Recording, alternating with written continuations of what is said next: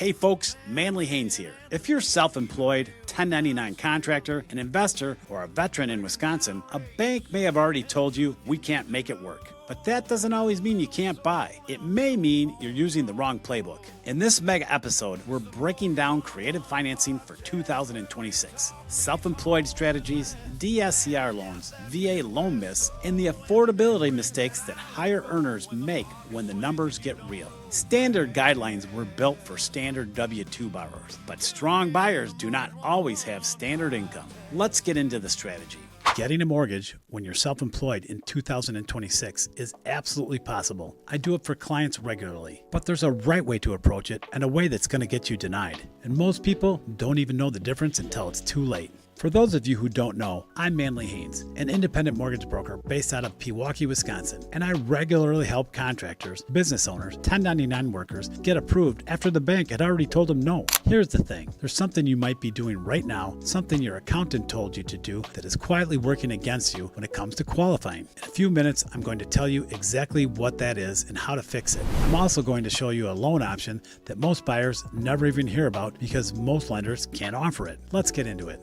Here's what most self-employed buyers run into. Your business grossed $180,000 last year, but after your deductions, home office, vehicles, equipment, your taxable income on paper shows $62,000, and the bank qualifies you on $62,000. That feels wrong because it is. Conventional lenders have to use your net income from your Schedule C or your K-1 average over the last 2 years, not your gross, not what hits your account. That's what's left after everything's written off. So you're sitting across from a loan officer looking at numbers that don't represent how you actually live, wondering, why don't I qualify for the home you've built a business to afford? But here's what most loan officers overlook. Some of those deductions can be added back, and that changes everything. Let's just say it out loud. Your accountant is doing their job, writing every legitimate expense. It's smart, but every dollar you write off also lowers your qualifying income. And most self-employed buyers don't think about it until they're in front of the lender. So here's the part that matters the most. Depreciation, depletion, certain one-time expenses, these can legally be added back to your qualifying income. A lot of loan officers don't even bother or don't know how. So let's talk real math. Schedule C shows $62,000, but you've got an $18,000 depreciation and $7,000 in add-backs, so your qualifying income just rose to $87,000. Same returns, different eyes on them. That's the difference between being denied and approved on a $350,000 loan. That's the conventional path. But what if your returns still don't tell the full story? There's another option, and this is the one most buyers never even hear about. This is the part that most bank loan officers will never tell you because they can't even offer it. As an independent broker, I have access to bank statement loans. Instead of tax returns, the lender uses 12 or 24 months of business bank statements and calculates your average monthly deposits. That's your actual cash flow. Say your statements show about $14,500 a month. Depending on your expense ratio, that lender might be able to use up to $10,000 to $11,000 as your qualifying income. That annualizes to $120,000 to $130,000. Compare that to the $62,000 on your return. Completely two different qualifications. The rate is typically a little higher than conventional loans. Down payment requires maybe slightly larger, but for the right borrower, this is the path to the door. A bank has one product shelf. I have access to over 40 lenders, including non-QM lenders, specializing in exactly this. My job is to match your income picture to the lender whose guidelines it fits best with. Here's the truth most self-employed buyers in Wisconsin never hear. The problem is almost never that you don't earn enough. The problem is that nobody told you your financial story the right way. I've had clients that come to me after 2 banks said no, same income, same returns. We restructured the documentation, found the right lender, and closed. Nothing about their finances changed. Everything about how we told the story changed. If you're self-employed and planning to buy in Wisconsin in the next 6 to 12 months, pull the last 2 years of your tax returns and the last 12 months of your bank statements now. Don't wait until you're all ready to buy. The earlier we look at the full picture, the more options we have. Planning ahead is how you can get from I might qualify to I'm under contract. How self-employed borrowers can qualify for a mortgage without ever showing a tax return. All right, let's start with the core problem, because once you understand this, everything else will make sense. Traditional mortgages, Fannie Mae, Freddie Mac, FHA, they all calculate your income using the last 2 years of tax returns. And if you're a business owner, you've been doing exactly what your CPA told you to do, which was write off everything you can legally. That's great for taxes, but it's terrible for qualifying. So Let's say your business brings in $600,000 a year after expenses. Your tax return shows $180,000. A traditional lender doesn't care about the $600K. They qualify you off the $180K. And now suddenly, the house you can clearly afford in real life, you don't qualify for on paper. That's where people get stuck. But that's not the end of the road. That's just the end of one path, because there are other ways to look at income.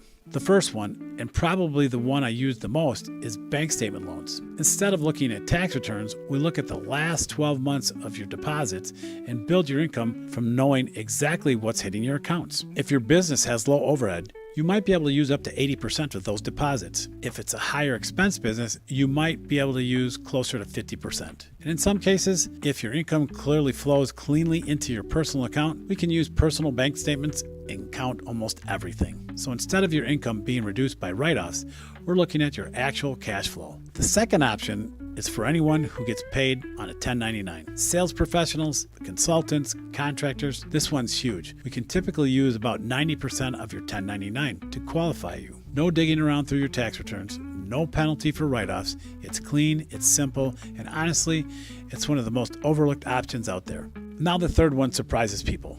No income verification. You don't list income at all. Now, obviously, there's a trade-off. You're usually looking at about a 25% down, strong credit, and solid reserves after closing. But if your income is complicated, multiple businesses, K1s, different entities, this can actually be the cleanest path. No explaining, no translating your financials, just a strong overall profile. And the fourth option is asset-based qualifying. If you've built up significant assets, such as retirement accounts or brokerage accounts, you can qualify based on those instead of income. You don't have to liquidate anything. You don't have to move the money. We just use those assets to establish your ability to repay. And a lot of high-end net worth buyers don't even realize this is an option. Now, regardless of which path you take, there's a few things that matter across the board. Your credit score is one of them. At 620, you can still get in, but it's going to require a lot more down. Once you get into that 680 to 700 range, things open up significantly, and you can see options closer to 10% down. And speaking of down payment, this is where small changes make big differences. Going from 10 to 15% down can move your rate by as much as a full percentage point. On a $900,000 loan, that's roughly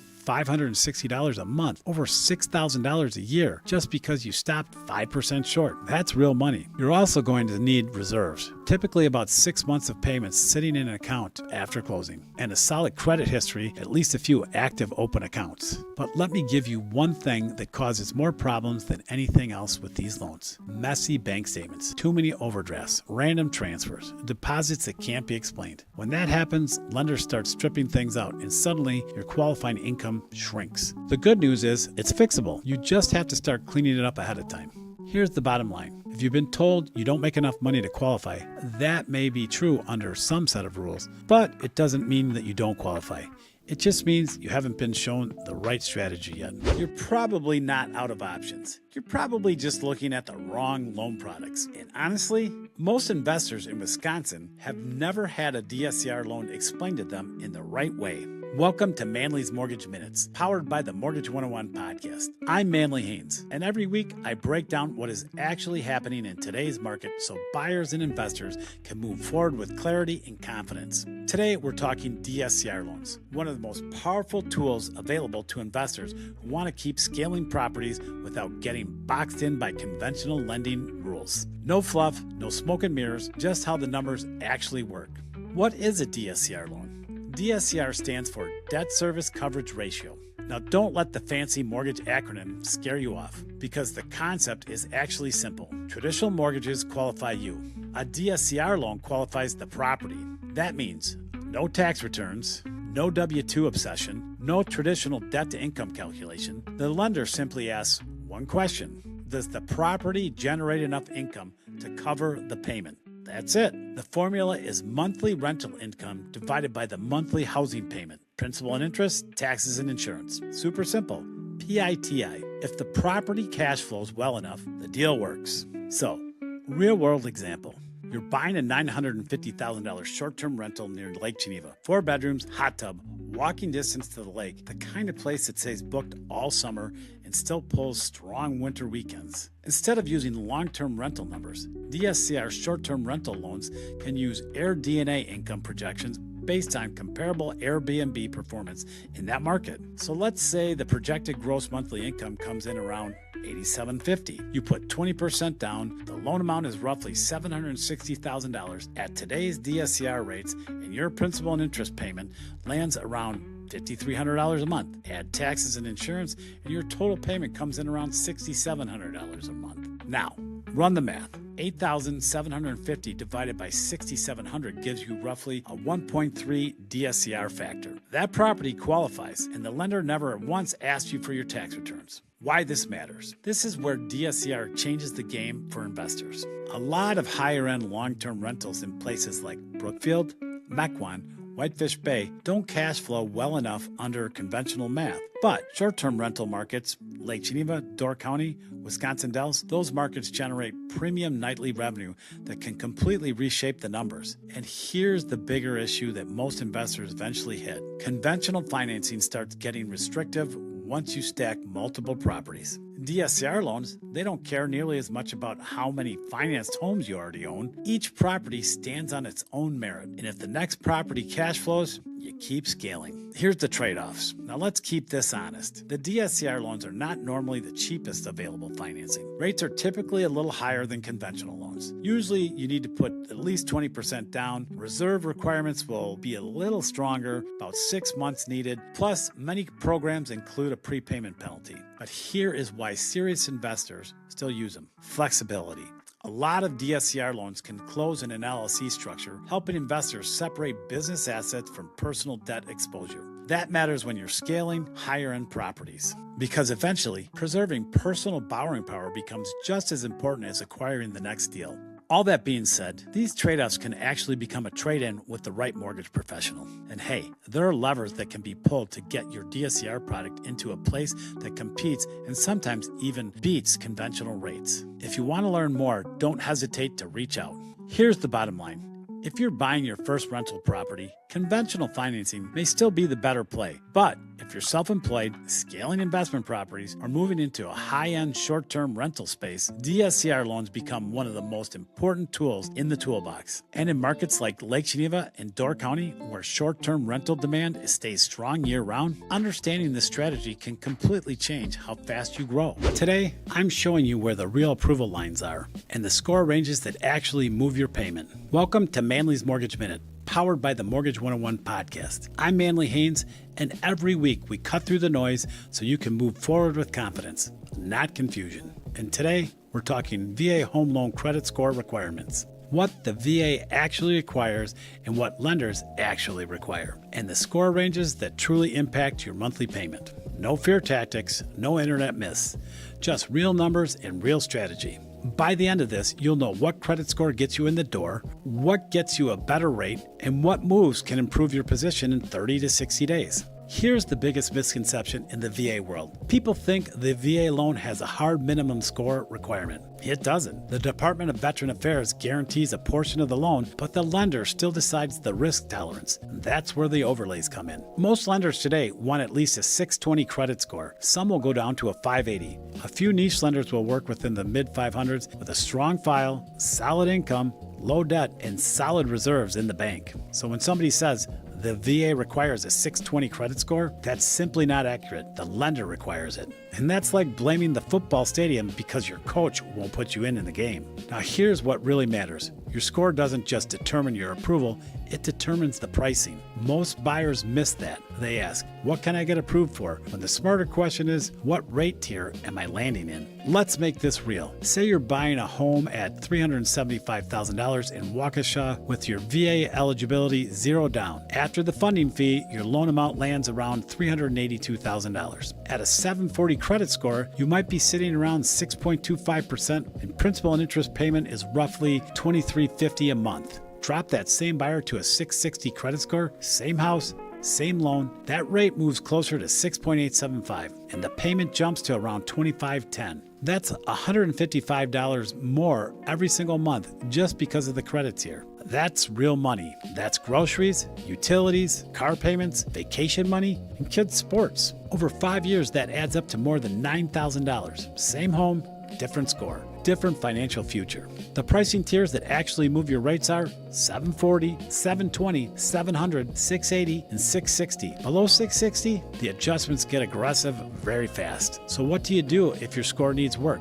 If you're in between 580 and 619, don't assume you're dead in the water. Your mission is finding the right lender, not giving up. If you're between 620 and 680 on that credit score and planning on buying a home in the next few months, focus on the fast movers. Pay your revolving balances down below 30% utilization. Don't open any new accounts, don't close old ones, and avoid major purchases. That alone can move scores 20 to 40 points fast. I've seen buyers jump a full pricing tier in 45 days from rebalancing their utilization alone. And if you're already above 720, don't assume every lender is offering you the best deal. Veterans get marked as hard with special VA rates. Some are real, some are shiny packaging with fees hiding underneath. Always compare the actual loan estimates. The numbers tell the story. And here's the bottom line. The VA doesn't have a minimum credit score. Lenders do. The gap between getting approved and getting a truly strong VA loan usually just is a few strategic moves and a little focused time. Sometimes the issue isn't your eligibility. Sometimes you've just been talking to the wrong lender. And if you've already been told yes, make sure it's a yes at the right rate. And here's the part that frustrates me. Many veterans I sit down with have been told 3 things about their VA loans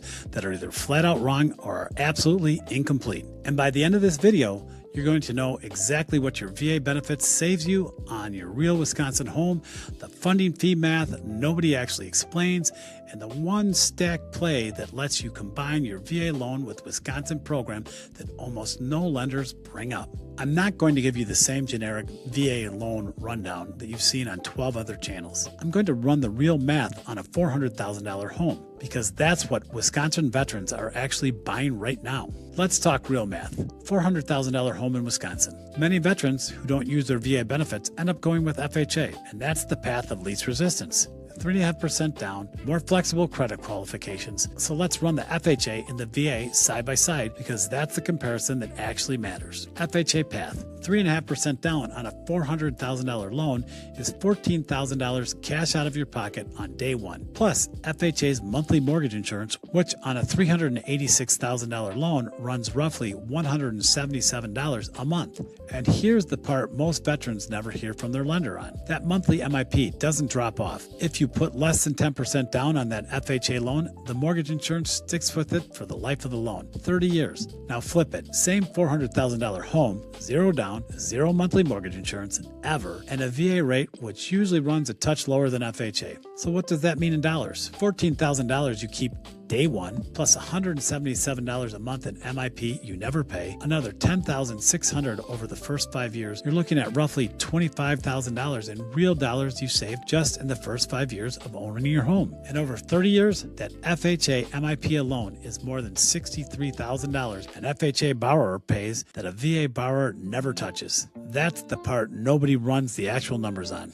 Here's the part many people miss, that VA funding fee. It's one thing that scares most veterans away from their benefit. First time use, no down payment. The funding fee is 2.15% of the loan amount. On a $400,000 loan, that's $8,600. Sounds like a lot, but that funding fee rolls right into the loan. So you're not writing a check for it. Compared to the $14,000 down on FHA plus $177 a month in MIP for the life of the loan, you're still way ahead. And here's what most lenders won't tell you. If you have a service-connected disability rating, even just 10%, the funding fee is completely waived. Zero. $8,600 gone. The Milwaukee VA Medical Center can help you get a rating reviewed before you even close. I tell every veteran I work with the same thing. Pull your records, check your rating, and get a waiver if you qualify.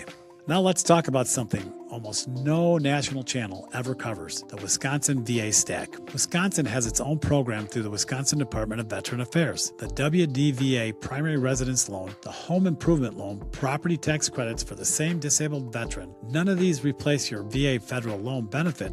They stack on top of it. Here's how it works. You buy a $400,000 home in Waukesha County using your VA loan. 0 down, funding fee waived because of your disability rating. Then 2 years rolls around and you need a new roof. Wisconsin winters being what they are. Instead of pulling from your HELOC at 9%, you use the WDVA home improvement loan at a fraction of the rate. That's the VA stack. Federal benefits on the front end, state benefits on the back end, 2 layers of savings, working together. These things can get complex and change from time to time. So let's chat to make sure that what we are saying here today is still good to go at the time you're watching this. But here's the thing nobody tells you. Your VA benefits isn't a one and done. You can use it more than once. Technically, you can carry 2 VA loans at the same time, depending on the remaining entitlement. So the veteran who bought a $300,000 starter home in Oak Creek 5 years ago, when they relocate, get orders, or just want to upgrade to a bigger place in McGuanago, they can keep the first home as a rental and use their VA benefit on the new house. That's the VA double tap, and that's the single biggest wealth building lever Wisconsin veterans have access to. 2 homes, one bought with the first VA benefit, now generating rental income. The other one is where they live now, also bought with a VA loan, and if you do it right, the tenants in the house in number 1 are paying down the mortgage on the house number 2 while you're building equity in both. I've watched veterans turn their VA benefit into $250,000 in equity over 10 years using exactly this strategy. Most of them never even knew it was allowed. This is not a simple strategy, nor a given. But if you feel like it's something that you could potentially be on the table for you or someone you know, let me know and we'll deep dive it. The real answer isn't VA loans are good. Every veteran already knows that. The real answer is your VA benefit used the right way in Wisconsin with the right state programs stacked on top and the funding fee waived if you qualify is the most powerful home buying tool in the country.